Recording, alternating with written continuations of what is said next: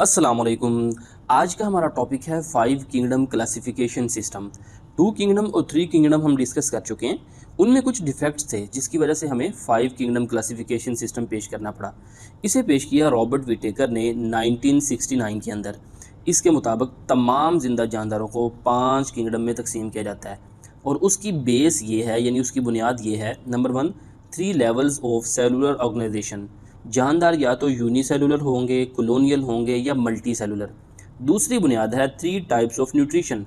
Nutrition के लिहाज से या तो जानदार फोटोसिंथेसिस करते हैं, अपनी खुराक खुद बनाते होंगे, या वो एब्जॉर्प्टिव हीटरोट्रोफ होंगे, यानी अपनी खुराक जज़ब करके जिस्म में ले जाते होंगे, या वो इंजेस्टिव हीटरोट्रोफ होंगे, यानी खुराक को निगलते होंगे।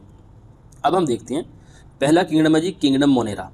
इसमें प्रोक्रियोटिक जानदार शामिल हैं। देखें, जानदार या तो प्रोक्रियोटिक होते हैं या यूक्रियोटिक। प्रोक्रियोटिक में वेल डिफाइंड न्यूक्लियस नहीं होता और मेम्ब्रेन बाउंड ऑर्गेनेलिज भी नहीं होते, जबकि यूक्रियोटिक में वेल डिफाइंड न्यूक्लियस और मेम्ब्रेन बाउंड ऑर्गेनेलिज होते हैं। तो याद रखिएगा, किंगडम मोनेरा सिर्फ प्रोक्रियोटिक है, बाकी चारों किंगडम यूक्रियोटिक हैं। तो ये प्रोक्रियोटिक हैं और यूनिसेलुलर हैं, यानी किंगडम मोनेरा वाहिद एक ऐसा किंगडम है जिसके सारे जानदार यूनिसेलुलर ऑर्गेनिज्म हैं, जैसा कि बैक्टीरिया और साइनोबैक्टीरिया। अब यूनिसेलुलर के साथ साथ कुछ कॉलोनियल हो सकते हैं, चेन्स बना सकते हैं, क्लस्टर्स बना सकते हैं। अब इसके अंदर कुछ ज़्यादातर मोस्ट हीटरोट्रोफ हैं, यानी ज़्यादातर अपनी खुराक खुद नहीं बनाते, लेकिन सम आर ऑटोट्रोफ। कुछ ऑटोट्रोफ हैं, जैसा कि साइनोबैक्टीरिया ऑटोट्रोफ हैं क्योंकि इनके अंदर क्लोरोफिल होता है। दूसरा किंगडम प्रोटिस्टा।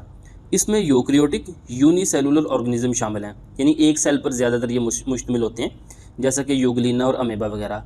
लेकिन कुछ जानदार यानी includes colonial and simple multi cellular organism. कुछ कॉलोनियाँ भी बनाते हैं और कुछ सादा मल्टी सेलुलर हैं। अब ये कॉलोनियल और सिंपल मल्टी सेलुलर के बारे में बात कर रहा है। Directly evolve from the unicellular protists, यानी इन दोनों की एवोल्यूशन इन यूनिसेलुलर प्रोटिस्टा से हुई है। मोस्ट प्रोटिस्टिस आर यूनिसेलुलर, यानी ज़्यादातर यूनिसेलुलर ही हैं। अब इनमें भी कुछ ऑटोट्रोफ होते हैं, कुछ हीटरोट्रोफ। मसलन जो प्लांट लाइक प्रोटिस्टिस हैं वो ऑटोट्रोफ हैं, उनके अंदर आप कह लें सेल वॉल भी होता है, क्लोरोफिल भी होता है।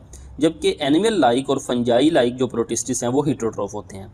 नेक्स्ट किंगडम प्लांटी की बात करें तो इसमें यूक्रियोटिक मल्टी सेलुलर, यानी ये मल्टीपल सेल, ज़्यादा सेल, मिलियन और ट्रिलियंस ऑफ सेल पर मुश्तमिल है। ऑटोट्रोफ, ये अपनी खुराक खुद बनाते हैं, फोटोसिंथेसिस करते हैं। क्यों ऑटोट्रोफ हैं? Prepare their food by photosynthesis. Example में मॉसिस, फर्न्स, जिम्नोस्पर्म और एंजियोस्पर्म आ जाते हैं। फिर किंगडम फंजाई की बात करें, ये भी मल्टी सेलुलर हैं। और मोड ऑफ न्यूट्रिशन की बात करें तो ये एब्जॉर्प्टिव हीटरोट्रोफ हैं।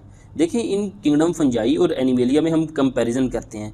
किंगडम एनिमेलिया के जानदार इंजेस्टिव हीटरोट्रोफ हैं, जबकि किंगडम फंजाई एब्जॉर्प्टिव हीटरोट्रोफ हैं।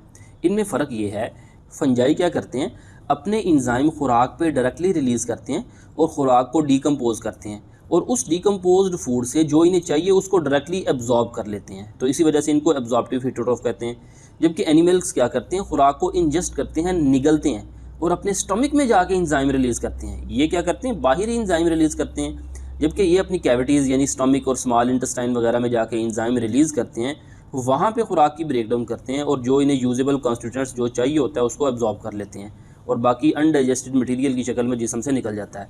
नेक्स्ट बात करते हैं जी, most are decomposer live on organic matter, यानी ज़्यादातर ये डीकम्पोज करते हैं खुराक को और ऑर्गेनिक मटेरियल पे ज़िंदा रहते हैं।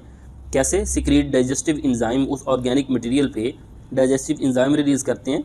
Absorb small organic molecules produce by digestion, तो डाइजेशन के नतीजे में जो छोटे छोटे मॉलिक्यूल बनते हैं उनको एब्जॉर्ब कर लेते हैं। अब इनको यूक्रियोटिक मल्टी सेलुलर रिड्यूसर्स भी कहते हैं, क्योंकि ये रिड्यूस करते हैं, ऑर्गेनिक मैटर को तोड़ते हैं, डीकम्पोज करते हैं तो उसको रिड्यूस करते हैं, इसी वजह से इनको रिड्यूसर्स भी कहते हैं। इनकी मिसालों में मशरूम्स, मोल्ड्स आ जाते हैं। किंगडम एनिमेलिया की बात करें तो ये यूक्रियोटिक मल्टी सेलुलर कंज्यूमर है। ये क्या है? रिड्यूसर, क्योंकि खुराक को रिड्यूस करते हैं। ये कंज्यूमर है क्योंकि खुराक को इस्तेमाल करते हैं। Ingestion and digestion of food within special cavities, यानी खुराक को इंजेस्ट करते हैं, डाइजेस्ट करते हैं, कहाँ पे? कैविटीज़ के अंदर। जबकि ये डाइजेस्ट कहाँ पे करते हैं खुराक को? जिस्म से बाहर। They can move, animals motile होते हैं, ये मूवमेंट कर सकते हैं, एक जगह से दूसरी जगह जा सकते हैं। एंड लेक सेलुलोज, और इनमें सेलुलोज नहीं होता। अब देखें, सेलुलोज प्लांट्स की सेल वॉल के अंदर होता है, जबकि फंजाई की सेल वॉल में काइटिन होता है।